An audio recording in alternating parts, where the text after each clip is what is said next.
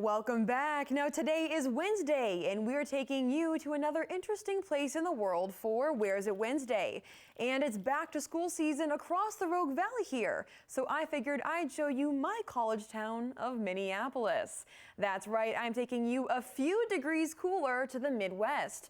Better known for being half of the Twin Cities, Minneapolis is a mix of art, culture, all interspersed with a few of Minnesota's 10,000 lakes.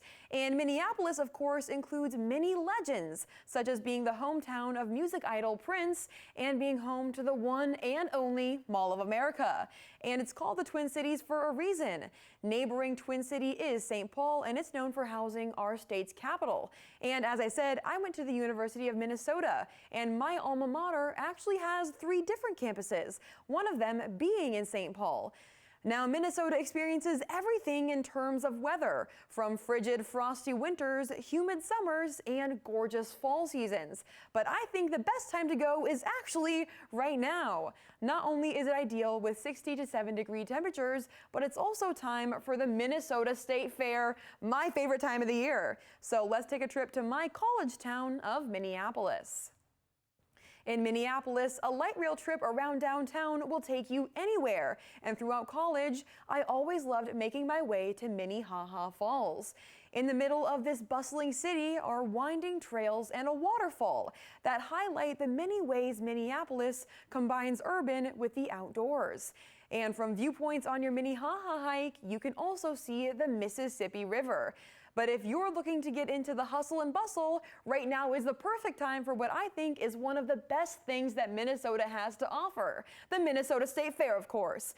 Also known as the Great Minnesota Get-Together, Minnesota's State Fair even was voted by USA Today as the best state fair in the nation for 2025.